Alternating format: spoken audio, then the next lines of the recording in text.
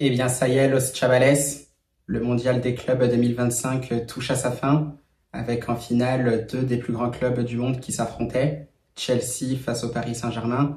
Un match, bien sûr, très surprenant au vu de la physionomie du match, peut-être des résultats qu'on n'attendait pas, mais toujours est-il finalement qu'on peut tirer des leçons de ce match-là et du parcours de chacun des deux clubs.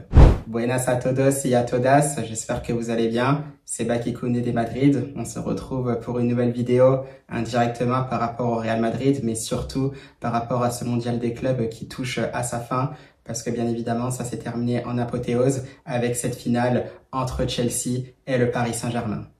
Vamos! Eh bien, Los Chavales, toujours un plaisir de vous retrouver donc pour une nouvelle vidéo avec ce mondial des clubs qui s'est conclu donc dans cette soirée du dimanche 13 juillet avec à la surprise générale une victoire de Chelsea, une victoire plus que surprenante, une claque aussi j'ai envie de dire, 3-0 face au Paris Saint-Germain. Donc voilà, un Chelsea qui aura été tout simplement plus qu'efficace. Ils ont fait ce qu'il fallait faire, ils ont été tout simplement à un très bon niveau, que ça soit collectivement. Et ça a été aussi le cas individuellement aussi, et c'est ce qui aura permis notamment aux Blues de faire cette différence-là dans ce match-là. Un Paris Saint-Germain, bien entendu, qui a manqué aussi d'efficacité, ce qui ne lui aura pas permis tout simplement de faire cette différence comme il a su le faire durant toute cette saison-là. Ce Chelsea remportera donc ce mondial des clubs 2025. Et on tient quand même à les féliciter pour cette très belle performance face au Paris Saint-Germain. Donc voilà, dans l'ensemble, Los Chavales, c'était vraiment une très belle compétition. Je préfère y venir maintenant. Donc on aura vu quand même de très belles équipes, on aura quand même vu aussi de très beaux joueurs, même si c'est vrai qu'il n'y a pas eu toute cette hype qu'on pouvait avoir, notamment lorsque c'est la Ligue des Champions ou encore la Coupe du Monde des Nations. Je pense qu'il y a quand même malgré tout un fossé entre le mondial des clubs et les deux compétitions que je viens de citer, donc la Champions, mais aussi la Coupe du Monde des Nations. Il y a aussi l'Euro qui est nettement au-dessus, je pense, au niveau de la hype. Pareil pour la CAN, pareil aussi pour la Copa América. Donc voilà, il y a encore peut-être un bout de chemin si la FIFA veut faire du mondial des clubs une plus grosse compétition. Toujours est-il que ça a été très très intéressant. Je le disais, on a vu des très bons joueurs. On a vu Gonzalo Garcia côté Real Madrid. On a vu un Chelsea aussi qui a été quand même assez intéressant, même si certains pourraient dire effectivement qu'ils ont été facilités par le tirage au sort. Toujours est-il qu'il n'y a pas forcément de tirage au sort concrètement à prendre en compte. Le principal, c'est de faire preuve de sérieux parce que si vous jouez avec beaucoup trop de facilité, vous pouvez vous faire surprendre, même lorsque vous jouez contre un adversaire qui est moins fort que vous sur le papier. À côté de ça, Chelsea aura été très très sérieux. Ils l'ont été aussi face au Paris Saint-Germain avec beaucoup de réalisme, beaucoup d'efficacité et ils remportent aussi ce mondial des clubs. On aura vu quand même de très belles choses aussi du côté de Manchester City, même si ça paraissait insuffisant. Les Citizens sont sortis assez tôt dans ce mondial-là, décevant aussi tout comme l'Inter Milan. On a vu quand même un bon Bayern Munich dans l'ensemble. Je vais quand même retenir leur match face au Paris Saint-Germain en quart de finale parce que les deux équipes auront livré vraiment un super match. On aura vu beaucoup de qualité vraiment chez les deux équipes et c'est clair pour la saison prochaine en Champions League, le Bayern Munich et le Paris Saint-Germain, ce sera bien entendu à surveiller parce que ce qu'ils ont montré lors de leur quart de finale, c'était tout simplement très très fort. Ensuite, il y a quand même le Real Madrid, mais le Real Madrid, pour l'instant, ça reste quand même un point d'interrogation. C'est vrai qu'on aura quand même vu aussi de belles choses côté madrilène, surtout sur les matchs précédents, celui du PSG. Maintenant, ça reste à travailler, ça reste à confirmer avec une nouvelle saison qui débutera donc à la mi-août pour les Madrilènes face à Osasuna. On attend d'en voir un peu plus. On a eu des belles satisfactions à l'image de Dean Huysen, bien entendu. On a vu aussi du très grand Thibaut Courtois comme toujours. Donc voilà, il y a quand même eu de la satisfaction à côté madrilène. On a eu aussi Arda Güler aussi qui sera monté en puissance. Il aura besoin encore davantage de temps pour s'affirmer davantage à l'international turc.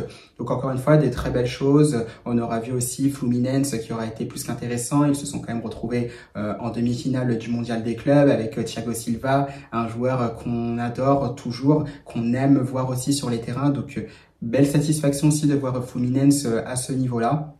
On a vu aussi des belles équipes comme Al Hilal qui ont fait une belle impression aussi, notamment face au Real Madrid. Donc dans l'ensemble, on va se dire que c'était plutôt un bon tournoi. Bien sûr, ça manquait peut-être d'intensité par moment, ça aurait pu être encore à un plus haut niveau. C'est vrai qu'on prend quand même en compte les facteurs justement météorologiques qui n'ont pas forcément permis aux joueurs d'être encore meilleurs qu'ils l'auraient pu l'être. Mais dans tous les cas, au niveau de la qualité footballistique, ça restait quand même assez intéressant, pas facile à suivre, ça je vous l'accorde aussi par moment au niveau de certains horaires des matchs. Semble-t-il que ça nous permet aussi de nous préparer à ce qui nous attend aussi pour le Mondial des Nations, donc à l'été 2026. Puisque comme vous le savez, ce sera aux États-Unis, au Mexique, mais aussi au Canada. Donc voilà, ce seront des décalages horaires aussi plus que conséquentes. Et justement, on a pu voir ce que ça pourrait donner. Et ça, on le sait, pour nous, ce sera pas facile du tout de suivre tout ça. Donc voilà, très très beau tournoi dans l'ensemble. On revient bien sûr à Chelsea contre le Paris Saint-Germain. Comme je disais, très belle prestation de l'équipe de Maresca. Ils ont été vraiment très très forts. Comme je disais, c'était très très solidaire. Bien entendu, ça, il faut être clair là-dessus. Los Chavales, ça n'enlève en rien la saison qu'a fait le Paris Saint-Germain, parce que la saison qu'a fait le Paris Saint-Germain, c'était tout simplement extraordinaire. Ils ont quasiment tout raflé. C'est vrai que malheureusement, au Mondial des clubs, ça n'aura pas souri sur cette finale-là. Mais comme je disais, ça n'enlève en rien. Ils ont montré aussi que c'était quand même la meilleure équipe sur l'ensemble de cette saison-là. Il y aura encore aussi une finale à jouer en Supercopa d'Europa. Donc, ce sera face à Tottenham au mois d'août. Donc, ça laisse un peu de temps aux Parisiens pour se reposer un peu et se remettre aussi dedans pour la nouvelle saison qui arrive, parce qu'il y aura pas mal de choses à jouer. Un ballon d'or aussi qui devrait être, sauf mauvaise surprise, normalement ça devrait être pour un Parisien. Donc dans tous les cas, tout va bien pour le club de la capitale. Maintenant, c'est vrai qu'on aurait bien aimé quand même les voir soulever ce trophée, mais Chelsea aura été plus fort. Et c'est vrai que pour la petite parenthèse, pour nous en tant que supporters madrilènes, on a vu justement de quoi étaient capables ces deux équipes, que ça soit Chelsea d'un côté comme le Paris Saint-Germain. Ça a été un peu plus difficile pour le PSG sur cette finale-là. Mais toujours est-il qu'on a vu justement cette cohérence collective qu'il y avait chez les deux équipes. Donc Chelsea pour cette finale, le PSG donc sur l'ensemble de cette saison, ça fait les efforts ensemble, comme je disais, que ce soit offensivement ou défensivement, des joueurs qui savent à quel poste jouer, chacun est à sa place, chacun fait les efforts vraiment pour les autres et surtout on est à l'écoute du coach, ce qui permet aussi de faire cette différence, ce qui permet aussi de rester unis justement à chaque moment du match. Et là justement Chelsea l'aura montré sur cette finale-là, le Paris Saint-Germain l'aura montré sur l'ensemble de la saison. Et tout simplement, c'est la voie à suivre aussi pour le Real Madrid. À côté de ça aussi, il y a des joueurs bien évidemment comme Moïse Caicedo. Je sais pas si c'est Moïse ou Moïse. Bref, Caicedo pour le moins qui est vraiment plus qu'intéressant, ça ratisse, ça court énormément, il y a aussi cette intelligence de jeu. C'est vrai que c'est un joueur aussi que j'aurais bien aimé voir au Real Madrid s'il continue à ce niveau-là. Maintenant, voilà, on a aussi des joueurs comme Aurélien Tchouaméni qui sont aussi très très forts, qu'on attend de voir aussi à un très très bon niveau avec le Real Madrid. Bien entendu, il faut que le Real Madrid se remette d'abord la tête à l'endroit. On attend de voir ça bien sûr lors de la saison prochaine. Mais toujours est-il que voilà, je pense que Chelsea et le Paris Saint-Germain nous auront vraiment donné une leçon à tout le Real Madrid, tout simplement, sur le fait, justement, on est d'accord, c'est pas forcément un ensemble de stars qui va faire, justement, qu'on est une grande équipe. Sur le papier, bien entendu, nous sommes une grande équipe, le Real Madrid est une grande équipe. Par contre, sur le terrain, ça devient un peu plus compliqué. On doit travailler, justement, sur ça pour confirmer, justement, qu'on est la meilleure équipe sur le terrain et pas que sur le papier. Donc voilà, c'est vrai que c'était une belle saison quand même dans l'ensemble, Los Chavales. Comme je disais, après, attention pour le Paris Saint-Germain. C'est vrai que là-dessus, ce que je n'ai pas aimé quand je suivais le match, ça pouvait être des commentaires aussi. Je crois que c'était notamment les commentateurs français de DAZN, donc notamment celui de Jérôme Roten. C'est vrai que tout de suite, on parlait d'excuses, notamment le fait que oui, le Paris Saint-Germain était fatigué, ceci, cela. Mais ça, ce sont des commentaires qu'on n'a pas entendus face au Real Madrid. Ce sont des commentaires qu'on n'a pas entendus face à l'Atlético de Madrid. Donc attention à tout cela, des commentaires uniquement quand ça arrange. Non, le football, c'est pas ça. Quand vous voulez être un grand club, quand vous voulez faire partie des meilleurs clubs du monde, rentrer dans ce gratin qu'est le FC Barcelone, le Bayern Munich, le Real Madrid, il y a l'AC Milan mais qui n'est plus à son niveau, Liverpool, pareil. La moindre compétition qui se propose à vous, vous devez la remporter. Quoi qu'on en dise, quoi qu'on veuille, que ça ne compte pas vraiment ou que ça compte tout simplement, vous devez jouer cette compétition à fond. Donc pour ce coup-là, il n'y a pas forcément d'excuses, tout en sachant qu'on avait l'impression que ce Paris Saint-Germain n'était tout simplement pas fatigué, même si le Real Madrid n'était pas au niveau en demi-finale. voilà, pour le coup, il n'y a pas forcément d'excuses. Et quand vous voulez faire vraiment partie du gratin des meilleurs clubs européens, pas d'excuses. Le moindre titre qui se propose à vous, il faut essayer de le gagner et de jouer tout simplement à fond. Donc ça, voilà, il faudra faire attention à ça pour le Paris Saint-Germain. Il y aura cette finale de Supercoupe de l'UEFA qui arrivera face à Tottenham. Donc voilà, se dire qu'il faut gagner tout simplement tous les titres, jouer cette finale qui arrivera donc au mois d'août à fond face aux Spurs. Et puis voilà, c'est comme ça qu'on montre tout simplement qu'on est un grand club et aussi qu'on rentre tout simplement dans la légende parce que les Parisiens aussi rentrent dans cette légende en remportant cette Champions League. Ils peuvent l'être davantage justement en faisant ce doublé européen, Champions League, Super Coupe d'Europe, comme l'ont fait aussi les autres grands clubs, que ça soit Liverpool, que ça soit Chelsea, que ça soit le Real Madrid, que ça soit le FC Barcelone, que ça soit le Bayern et j'en passe bien sûr. Donc voilà, et puis après, comme vous le savez, il y a eu ces mauvaises réactions, notamment, je crois que c'était une poussette de Luis Enrique. Attention aussi à cela, on a vu aussi de l'agacement avec Nuno Mendes.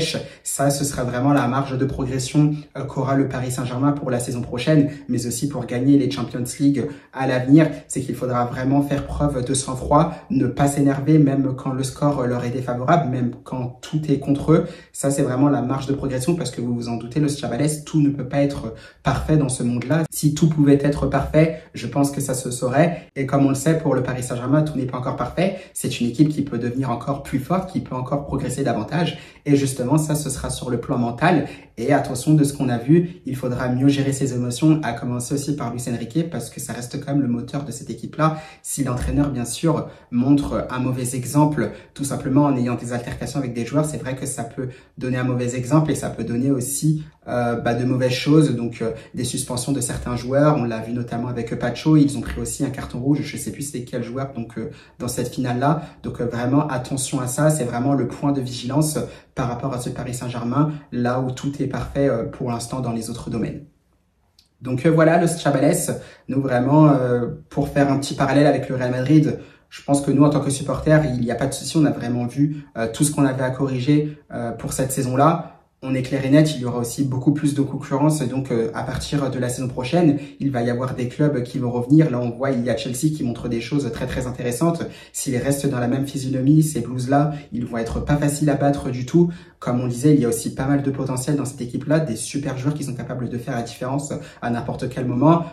Par exemple, avec les beaux buts de Cole Palmer aussi dans cette finale-là. Donc l'essai, ce sera pas évident. Le Real Madrid devra cravacher, devra beaucoup travailler pour revenir à un top niveau s'il veut regagner les titres dès la saison prochaine. On le sait aussi, Liverpool sera peut-être meilleur sur la durée. On attend de voir aussi comment Man City sera, à voir aussi comment l'Inter Milan sera également. Le Bayern Munich aussi aura montré de très belles choses. Le Napoli aussi sera là. Donc vraiment, attention, il y aura vraiment de belles équipes. On n'oublie pas évidemment le FC Barcelone avec Lamine Yamal, Rafinha ou encore Robert Lewandowski. Donc il va y avoir pas mal de concurrence et le Real Madrid, je pense que maintenant a été alerté. J'espère que les joueurs ont vraiment vu ce qu'il se passait, même si je les imagine déjà en vacances, mais que ça soit Chelsea, que ça soit le Barça, que ça soit le Bayern, que ça soit City, toutes les équipes, ça fait vraiment les efforts, tout le monde joue ensemble. Et si le Real Madrid veut regagner quasiment tous les titres, eh bien ça passe par là. Il faut que tous les joueurs jouent ensemble. Et ça, j'espère que la discussion que la direction du club aura avec les joueurs sera plus que positif et que toute cette équipe du Real Madrid qui est vraiment bourrée de talent, ça, je pense qu'on ne le répétera jamais assez, mais sur le papier, ça reste vraiment le meilleur effectif. Mais maintenant, il faut le prouver sur le terrain et j'espère que les joueurs se remettront vraiment la tête à l'endroit.